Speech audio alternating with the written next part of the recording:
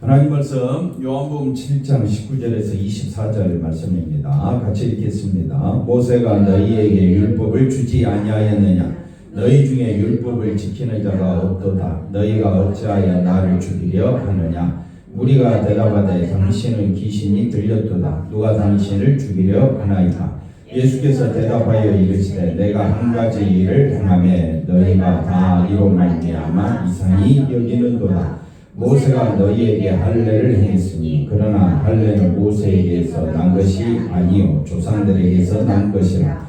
그러므로 너희가 안식일에도 사람에게 할례를 행하느니라. 모세의 율법을 범하지 아니하려고 사람이 안식일에도 할례를 받는 일이 있거든 내가 안식일에 사람의 전신을 건전하게 한 것으로 너희가 내게 노여워하느냐. 외모로 판단하지 말고 공의롭게 판단하라 하시니라. 아멘. 할렐루야.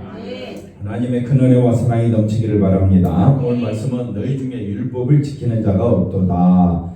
예수님의 이런 선언에 대해서 율법에 대해서 우리가 다시 한번 더 생각해보고 또 은혜를 나누고자 합니다. 자, 예수님이 율법을 지키는 자가 없도다 이렇게 말씀을 하고 있습니다. 자, 우리가 7장을 살펴보고 있지만은 5장에 38년 된 병자를 안식일에 고치신 사건으로 인해서 이 사건이 여기까지 계속 연결되고 있습니다. 6장에 와서는 오병이어 사건이 일어나고 또 물 위를 걷는 사건도 일어나고 있습니다. 그런데 7장에 들어와서 여전히 예수님은 이 율법의 문제, 안식일의 문제에 대해서 계속 말씀을 나누고 있습니다. 자, 1장 7장 1절에서 9절 말씀을 통해서 형제들의 사고방식과 예수님의 사고방식에 대해서 말씀드렸습니다. 형제들의 사고방식은 뭐였느냐? 세상에서 영광을 얻는 겁니다. 형제들의 사고방식이 아니라 유대인의 사고방식이요, 우리들의 사고방식이죠. 우리 교회가 컸으면 좋겠어요? 작았으면 좋겠어요? 그 말하면 잔소리죠. 여러분의 자녀가 잘 됐으면 좋겠어요? 안 되면 좋겠어요?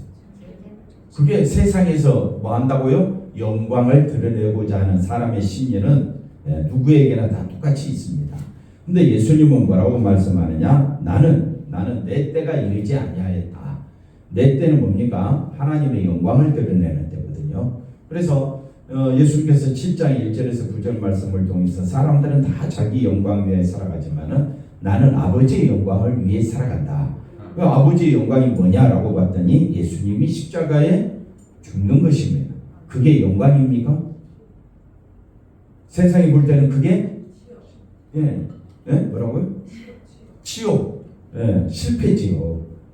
근데 그게 하나님의 뜻이니까 예수님은 그 하나님의 뜻에 나는 순종하겠다. 그게 바로 예수님의 사고방식. 예수님의 사고방식은 철저히 누구 중심이다? 하나님 중심이었다. 이걸 뭐라고 이야기하느냐? 영광이다.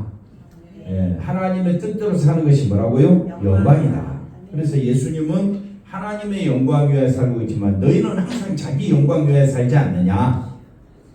이게 7장 1절에서 9절에 나오는 말씀이고, 지난주 이제 말씀드린 것처럼 사람들은 자기 영광만 구한다. 18절 말씀입니다. 오늘 이제 19절인데 18절 마지막에 뭐라고 말하느냐? 사람들은 배워서 성공해서 누구 영광만 취한다고요? 자기 영광만 취한다.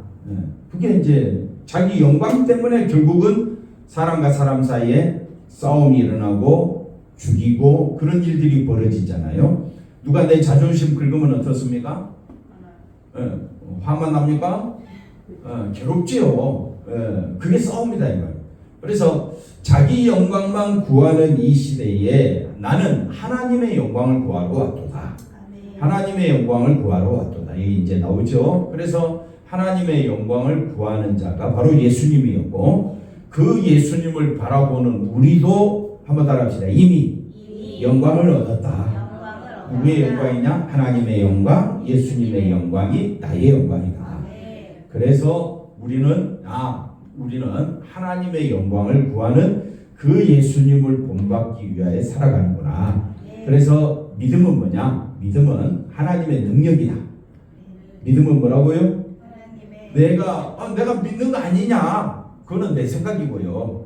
내가 뭐 이리 끌려오든 저리 끌려오든 자발적으로 오든 뭐 누구 사람 때문에 왔든 병 때문에 왔든 사업 때문에 왔든 올 때는 뭐 내 스스로 온 것 같이 보여지는데 이 믿음의 세계를 알게 되면 고백하게 됩니다. 뭐라고요? 하나님의 능력으로 내가 예수 믿게 되었구나. 그래 모태로부터 교회 다니든 뒤늦게 교회 오든 이리저리 뒹굴다가 교회 오든 교회 오면 되는 거잖아요. 그러면 안 그러면 어떻게 하려고요? 교회 오면 되는 거잖아요. 이렇게 살든 저렇게 살든 어쨌든 누구에게로 오면 되는 거예요. 예수님께로 오면 되는 겁니다. 그런데 그걸 이제 우리가 믿음을 갖고 보면 그걸 뭐라고 이야기하느냐? 하나님의 능력이라고 이야기합니다. 그래서 모든 사람은 자기 영광만 구한다. 스스로 말한다는 말은 배웠고 가진 것이 있고 힘이 있고 권세가 있으니까 말하잖아요. 스스로 말한다 했을 때 배운 것도 없고 능력도 없고 힘이 있으면 말합니까? 안 합니까? 말 잘못했다가 욕만 바가지로 얻음죠. 그러니까 스스로 말한다라는 말은 자기 영광을 구한다 이 말. 그래서 자기 영광을 구하는 자는 자기 영광만 바라보는 이 세상에서 예수님은 어떤 분으로 오셨느냐? 바로 하나님 말씀을 가르치면서 나는 하나님의 영광을 구하는 자다. 예수님은 자기를 그렇게 말씀합니다. 그러면서 이어져 나오는 말이 이제 오늘 본문 말씀입니다. 그래서 우리가 이제 말씀을 19절 이렇게 이제 살펴볼 때에 우리가 뭐 이 말씀만 봐서는 잘 이해를 못하지만은 요한복음 전체를 배경을 놓고 보면 이 지금 예수님은 유대인과 어떤 문제를 가지고 결국 논쟁을 벌이고 있느냐? 율법입니다. 율법. 율법인데 이스라엘 유대인들은 이 율법을 지키고 있기 때문에 구원받았다고 생각합니다. 율법을 가지고 있기 때문에 아브라함의 혈통이기 때문에 자기들은 구원받았다고 이야기하는데 예수님은 이걸 정면으로 거부합니다. 그러니까 문제가 심각해진 겁니다. 그러면 율법을 제대로 지키면 예수님께로 갈 수밖에 없어요. 근데 유대인들은 예수님을 어떻게 하려고 하느냐? 7장 1절에서도 어떻게 해요? 죽이려고 하고 19절에도 뭐라고요? 죽이려 한다 그래요. 그러니까 율법의 의미와 율법의 요구를 알면 알수록 누구에게로 가게 되느냐? 예수님께로 가게 됩니다. 그러면 유대인들은 율법을 스스로는 지킨다고 하는데 하나님이 보실 때는 지키는 것이 아닙니다. 그럼 율법의 요구가 뭐냐? 율법의 의미가 뭐냐? 마태복음 22장 우리가 잘 아는 대로 마태복음 22장 34절에 보니까 율법의 의미, 율법의 요구가 뭡니까? 그것은 바로 하나님 사랑, 이웃 사랑입니다. 예수께서 사두개인들로 대답할 수 없게 하셨다는 듣고 바리새인들이 모였는데 그 중에 한 율법사가 예수를 시험하여 묻습니다. 율법 중에서 어느 계명이 큽니까? 그럴 때 예수님께서 율법의 의미와 요구에 대해서 말씀해 주고 있는데 율법은 뭘 요구하느냐? 마음을 다하고 목숨을 다하고 뜻을 다하여 주 너의 하나님을 사랑하라. 이게 율법의 의미입니다. 요구입니다. 성경이 결국 뭘 말하고자 하느냐? 하나님을 사랑하라. 어떻게 사랑하라고요? 네? 마음을 다하고 목숨을 다하고 뜻을 다하여 주 너의 하나님을 사랑하라. 이게 율법이잖아요. 그러면 여러분은 율법을 지킵니까? 안 지킵니까? 지킬 수가 없죠. 여러분 하나님 사랑합니까? 하나님보다 내 자신을 더 사랑합니까? 입술로는 하나님 사랑한다고 하는데 실제로는 내 자신을 사랑하지. 하나님 일이 더 급합니까? 내 일이 더 급합니까? 내 일이 더 급하죠.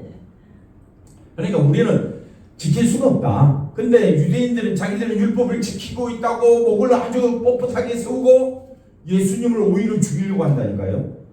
그러니까 우리가 말씀을 제대로 보자.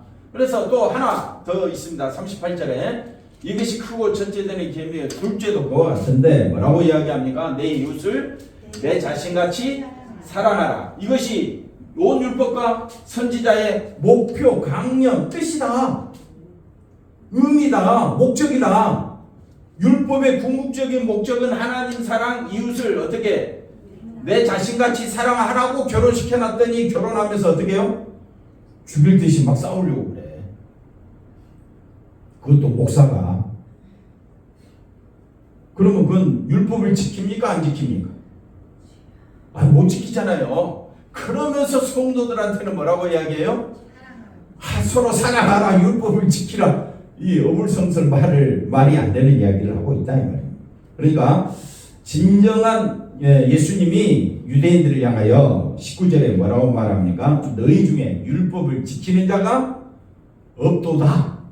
없도다. 선언을 해버립니다. 그러면 이 시대에 우리는 율법을 지키고 있습니까? 안 지키고 있습니까?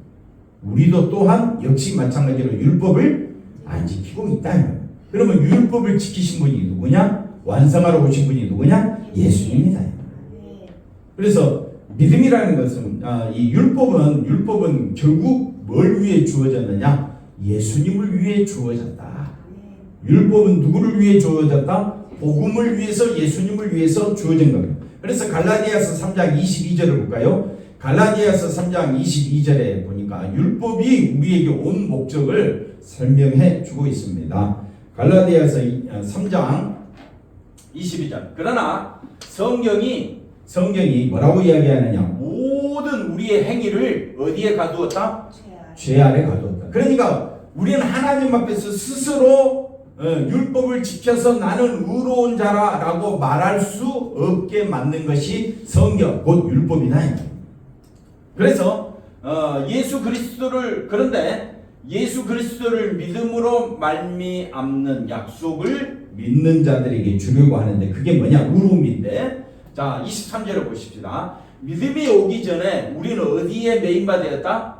율법이 모르는 사람은 양심이라고 생각하면 됩니다. 양심의 법에 걸리지 않은 사람이 없습니다. 그러니까 율법에 매인받고 양심에 매인받아서 계시될 믿음의 때까지 예수님이 오시기 전까지 이 율법이 주관하고 있었습니다. 그럼 하나님이 율법을 주신 목적이 뭐냐? 율법을 왜 주셨느냐? 아까 22절에 뭐라고 말합니까? 율법을 주신 목적이 뭐냐? 모든 인간이 어디 아래 갇혀 있다? 죄 아래 갇혀 있다. 너 율법 지켜 못 지켜? 하나님 사랑, 이웃을 어떻게 사랑하라?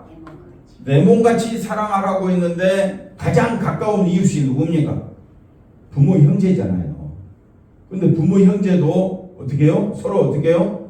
말 한마디에 행동 하나에 토를 달고 또 그것 때문에 서로 마음이 상할 때가 얼마나 많습니까? 그러니 우리는 율법을 통해서 양심을 통해서 깨닫게 되는 건 뭐냐? 나는 뭐라고요? 죄인이구나. 맞습니까? 나는 누구라고요? 양심의 법으로나 율법의 법으로나 나는 뭐라고요? 죄인이구나. 그런데 누구로 말미암아? 예수를 믿는 그 믿음으로 말미암아 여기서 해방됐다는 거예요. 그래서 24절에 이같이 율법이 하는 일이 뭐냐? 율법은 우리를 어디로 인도하느냐? 예수님께로 인도한다. 그게 율법의 기능이에요. 율법을 다른 말로 초등학문이라 그래요. 그러니까 학문을 통해서 우리로 하여금 율법이 초등교사가 되어 우리로 하여금 예수께로. 왜 예수께로 인도해 갑니까? 예수께로 인도한다 했잖아요. 지금 유대인과 예수님 사이에 율법에 관한 논쟁이 계속 끊임없이 펼쳐지고 있는데 우리도 율법을 알아야지. 율법의 주요 기능이 뭐라고 그랬습니까? 율법의 기능은 죄를 깨닫게 하는 거죠. 그 죄가 뭡니까? 하나님 사랑, 이웃 사랑. 그 하나님 몰랐다 칩시다. 그러면 이웃을 어떻게 하라 했어요? 내 몸같이 사랑하라고 했는데 서로 어떻게 해요? 전쟁이 왜 일어납니까? 역사의 세계는 곧 전쟁의 세계잖아요. 우리가 이 전쟁의 세계 속에서 사람은 서로 미워하고 밤도 죽이고 싸우면서 이렇게 역사가 진행되고 있었다는 사실을 지금도 우리가 알고 있잖아요. 그러면 우리로 하여금 이 율법의 기능은 나는 율법을 지킬 수가 없구나, 양심을 지킬 수가 없구나, 이걸 깨닫게 된 사람은 이런 죄값은 뭡니까? 사망이죠. 이 사망에서 죄에서 나를 건져주실 분이 누구였더라? 예수님이었구나. 이게 율법의 기능입니다.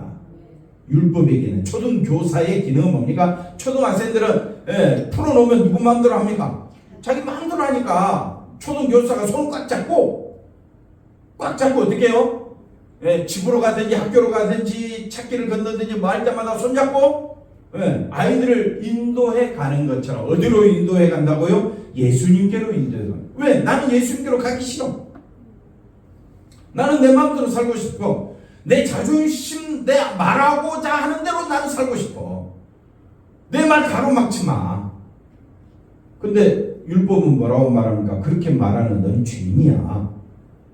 너 잠잠해. 너의 죄를 사해 주시려고, 우리를 천국으로 인도해 주시려고, 우리를 의롭게 하시려고 누가 오셨다? 예수님이 오셨다.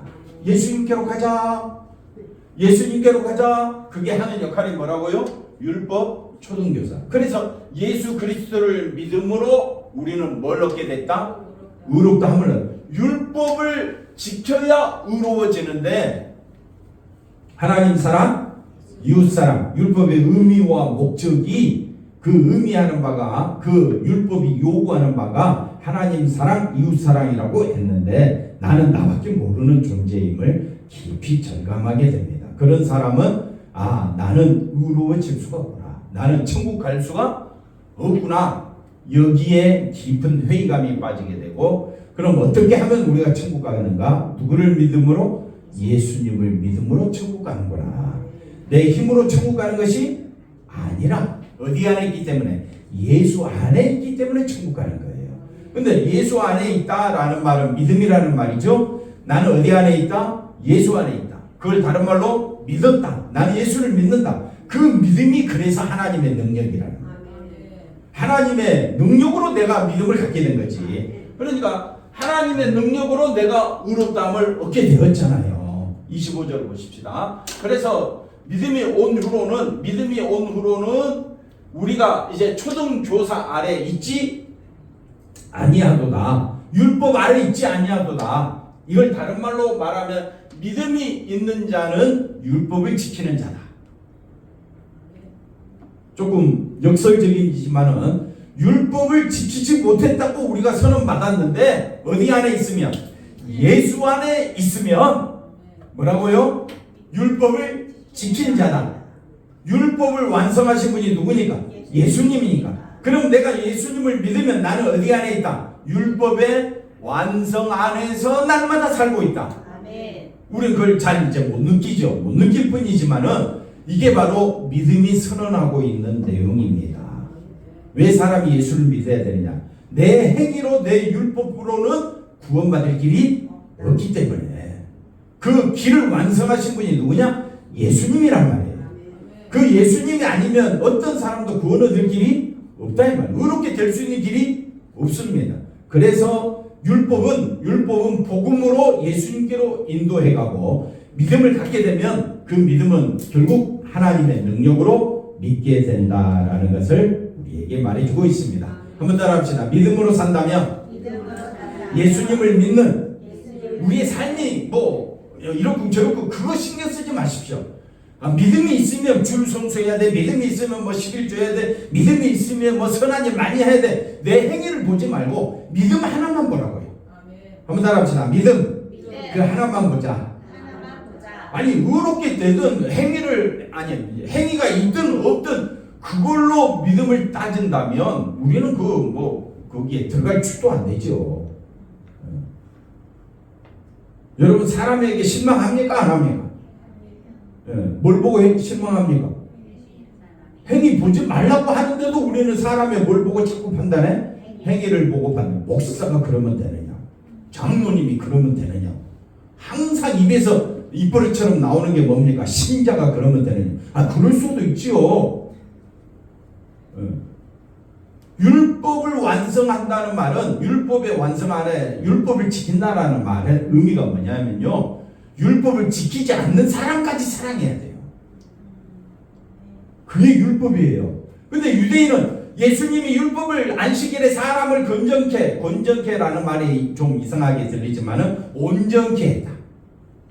나중에 할례가 나오잖아요. 할례는 뭐냐면요, 할례를 행함으로, 태어난 지 8일 만에 할례를 행함으로 그 신체 일부분을 조금 잘라내므로 이 사람은 거룩하다, 온전하다, 하나님 백성이다 인치는 거거든요.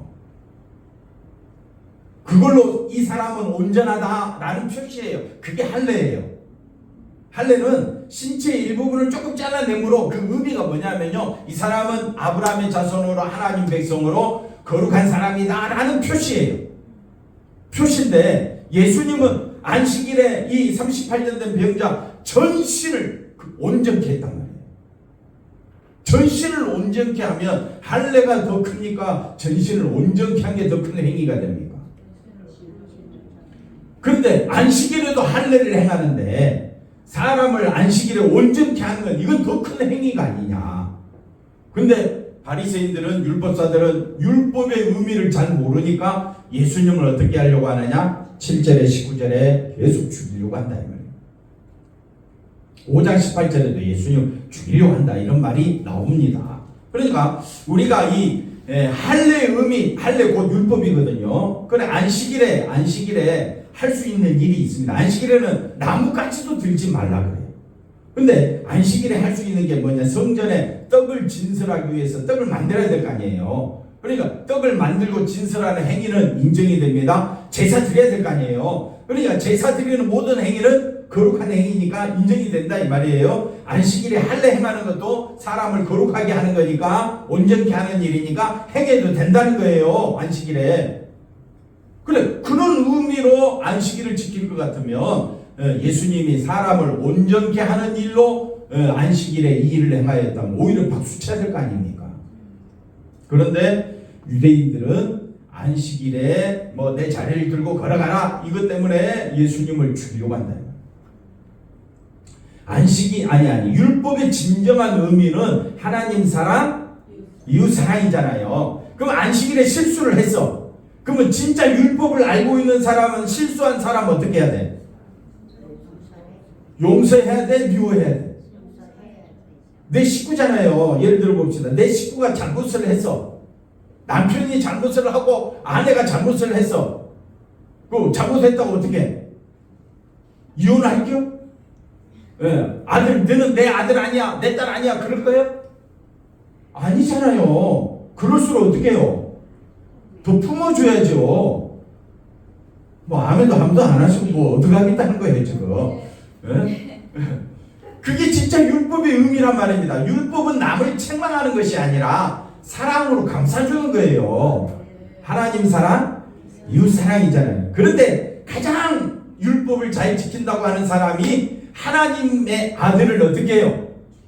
가장 율법을, 하나님을 잘 사랑하고 하나님을 잘 믿는다고 하는 유대인이 하나님의 아들이신 예수님을 죽였다면 다른 사람은, 다른 민족은 말할 건더기도 없지요. 그렇기 때문에 유대인은 뭐냐면 온 인류를 대표해서 하나님을 죽인 민족이다 이 말이에요. 그러면 우리도 또한 하나님을 죽인, 하나님의 아들 예수님을 죽인 그런 자에 우리도 똑같다 이 말이에요. 포함된다 이 말이에요. 그래서 이스라엘 민족하고 나는 완전히 달라 이렇게 생각하면 안 되고요. 하나님 말씀을 가장 잘 지키고 하나님을 가장 잘 믿는 사람이 예수님을 뭐 하려고 했다? 죽이려고 했다. 그러면 나는 어떻게 해요? 더 말할 계제도 안 된다. 나도 또한 누구를 죽인 자랑 마찬가지다? 예수님을 죽인 자랑 마찬가지다. 그랬을 때 사람들은 반발하죠. 내가 언제 그랬느냐? 율법의 의미가 뭡니까? 율법의 진정한 목적이 뭐예요? 하나님 사랑, 이웃 사랑이잖아요. 근데 우리는 어떻게 해요? 우리는 하나님 사랑, 이웃 사랑은 완전히 어떻게 표현해야 되나? 완전히 헌시작 던지듯이 던져버리고 누구 중심으로 살아가요? 그래요? 안 그래요? 안 그런 척 하지 마세요. 그렇다고 하세요. 목사나 장로나 모든 성도들은 다 누구 중심으로 살고 있느냐? 자기 중심으로 살고 있으면서 자기는 신앙이 좋대. 자기는 신앙 자랑하면 상대 믿음의 가정에서 이렇게 신앙상 열심히 한 사람이 와서 말씀 전하면 그 목사님 말씀은 다른 특별한 능력이 있는 줄 아십니까? 저같이 별 보려는 사람이 말을 잘해도 사람은 다 죄악 가운데서 누구밖에 모른다? 자기밖에 모르는 사람이다. 그러면 율법의 기능이 뭡니까? 율법의 기능이 뭐예요? 그럼에도 불구하고 이웃을 내 몸같이 사랑하라고 하는데 여전히 교인들은 모였다 하면 쑥덕거려. 사랑하라고 하는데도. 그러면 신앙생활이라는 건 뭐냐? 믿음을 드러내는 거잖아요. 신앙생활은 내 행위를 드러내는 겁니까? 믿음을 드러내는 겁니까? 믿음을 드러내는 거예요. 신앙생활은 어려운 게 아니에요. 신앙생활은 뭐냐? 예수님이 율법을 다 완성하고 다 지켰기 때문에 내가 예수님을 대하듯이 그렇게 살면 율법 안에서, 믿음 안에서 사는 거라고요. 그러니까 율법보다 더 큰 것이 뭡니까? 믿음의 세계예요. 한번 따라합시다. 믿음은 예수님의 은혜, 사랑, 그 다음에 긍휼, 예수님의 의로움, 이게 충만한 것이 믿음의 세계예요. 율법이 더 큽니까? 믿음이 더 큽니까? 믿음이 더 큰 거예요. 그러니까 믿음의 세계, 예수를 믿는 믿음 안에 살고 있는 것은 우리 눈에는 보이지 않지만은 아까 예수님의 뭐라 그랬어요? 예수님의 은혜, 사랑, 긍휼, 의로움 속에서, 충만함 속에서 살고 있는 게 믿음의 세계라고요. 여러분, 믿음으로 살아야 됩니까? 그럼에도 불구하고 나의 신앙만 자랑하려고 합니까? 믿음으로 살아야지. 고린도전서 1장 30절, 우리가 이제 잘 아는 말씀이죠. 자, 고린도전서 1장 30절 말씀 보시면 이런 말씀이 있습니다. 너희는 어디서부터 나왔다? 하나님으로부터 나서 어디 안에 있다? 예수 안에 있고, 예수는 하나님으로부터 나와서 우리에게 뭘 가져다 줬다? 예수님의 세계, 믿음의 세계에는요, 우리에게 지혜와 의로움과 거룩함과 구원, 사랑, 은혜, 이게 충만한 세계가 믿음의 세계예요. 예수의 세계. 그러니까 우리가 예수를 믿는 것은 얼마나 은혜와 사랑이 충만한 세계냐. 그러면 나를 드러내야 됩니까? 예수님만 드러내야 되겠습니까? 예수님만 드러내며 사는 것이 우리의 삶이 되어야 할 줄로 믿습니다. 자, 로마서 10장 11절 한번 가볼까요? 로마서 10장 11절. 성경에 이르되 누구든지 그를 믿는 자는, 예수를 믿는 자는 뭘 당하지 아니하리라? 부끄러움. 하나님 앞에서 부끄러움 당하지 않습니다. 12절에 뭐라고 말합니까? 유대인이나 헬라인이나 차별이 없음이라 한 하나님께서 모든 사람의 주가 되사 그를 부르는 모든 사람에게 뭐 하시도다? 부요하시도다. 나는 예수 안에서 부요한 자다. 왜? 그 안에는 의로움의 세계, 사랑의 세계, 은혜의 세계, 거룩의 세계가 충만한 세계. 그러니 나는 예수를 믿고 사는 것이 너무 기쁘다. 이게 바로 주를 믿는 믿음으로 사는 세계인 줄로 믿습니다. 이걸 알아야 된대. 그래서 이걸 알지 못하니까 20절에 뭐라고 말합니까? 20절에 무리가 대답하지 당신은 뭐가 들렸도다? 사람을 말 한마디로 죽이는 것이 너 귀신 들렸어? 그러면요, 그 사람 지금까지 말한 모든 것이, 그 사람 모든 행한 것이 다 묵사발되는 거예요. 이만큼 말이 무서운 거예요.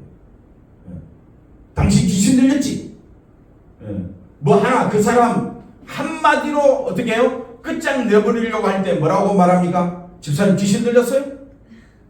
왜 그런 말을 합니까? 그러면요, 사람이 어떻게 해요? 자존심이, 와, 사람 그때는 환장하고, 뭐 더 표현할 거고, 그 말이 누가 당신을 죽이려 하나이까, 이렇게 유대인들이 말합니다. 21절에 내가 한 가지 안식일에 사람 고치는, 그래서 너희가 이상히 여기는도다. 22절에 모세가 너희에게 할례, 율법입니다. 율법을 행했으니 아브라함 때부터, 모세가 태어나기 430년부터 아브라함 때부터 난지 8일 만에 이삭이 할례를 행했지요. 그러니까 너희 안식일에도 사람을 할례를, 안식일에도 사람을 할례를 행하느냐? 23절에 율법을 범하지 아니하려고 사람이 안식일에도 할례를 받는 일이 있거든. 내가 안식일에 사람의 전신을 온전하게 건전하게 한 것으로 너희가 내게 노여워하느냐? 그렇다고 해서 너희가 안식을 지킨다고 자부할 수 있겠느냐?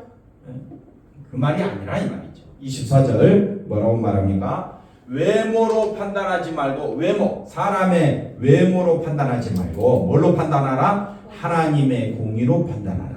하나님의 공의로 판단하라. 하나님의 의로 판단하라. 하나님의 의로 오신 분이 누구밖에 없습니까? 예수님밖에 없습니다. 예수님의 의로 우리가 생각하고, 그러면 속에서 좀 미움과 악한 생각이 날 때도 누구를 먼저 생각하라? 예수님을 먼저 생각하라. 그래서 우리 교회 표가 뭡니까? 살주 죽주 아닙니까? 살아도 주, 죽어도 주. 우리 모든 사람을 누구에게 대하듯이 죽게 하듯이 하면 사람 자존심 또는 자기 영광 위에 살아가겠느냐? 우리는 주의 영광 드러내는 것이 가장 기쁜 일이다.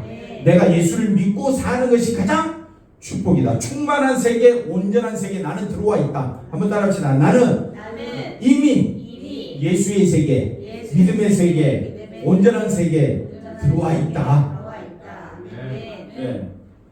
내 삶을 보면 안 됩니다. 내 삶은 이리저리 흔들리게 돼 있어요. 우리는 끝까지 누구만 바라보자? 예수님만. 우리가 율법을 지킬 수가 없어요. 누가 율법을 지키겠어요? 그러니 우리가 절대 사람 바라보고 비판하거나 또는 비난하거나 또는 사람 바라보고 뭐 이런 궁제롭고 이야기할 필요가 없어요. 그냥 살아가면 돼. 예수님 대하듯이 대하면 돼. 그걸로 끝이야. 왜? 나는 할 수가 없어. 나도 속에서 욕이 나오는데. 집사님 욕 안 나옵니까? 잘하지. 저도 잘해요. 똑같다. 피차 일반이다 이 말이에요. 우리가 성경 말씀 보니까 믿음의 세계, 믿음 안의 세계는 나를 보는 것이 아니라 누구만 바라보자? 예수님만 바라보기 위하여 우리가 신앙생활 하고 있음을 기억하시기를 바랍니다. 여러분 자존심 내려놓으십시오. 여러분이 자기 영광, 자기 성공 내려놓으십시오. 누구만 바라보는 것이? 예수님만 바라보는 것이 세상에서 가장 귀한 일이고 가장 놀라운 일이 되는 겁니다. 기도하겠습니다. 하나님 감사합니다. 예수 안에서 살아가는 우리 모두가 되게 하여 주옵소서. 어떤 일을 만나든지 주를 높이며 주님 의지하며 주님만 자랑하며 주님 생각으로 살아가게 하여 주시고 주님 입장에서 늘 생각하게 하여 주시고 예수님은 늘 하나님 뜻을 이루기 위해 십자가 지시기까지 다져지시고 순종하셨던 것처럼 우리도 예수님 늘 생각하고 예수님 묵상하며 예수님 때문에 살고 있음을 고백하고 예수님 영광 내 영광임을 기억하고 하늘 영광 바라보며 살아가는 저희들의 삶이 되어지도록 하나님 우리를 주관하여 주시옵소서. 예수님의 이름으로 기도하옵나이다. 아멘.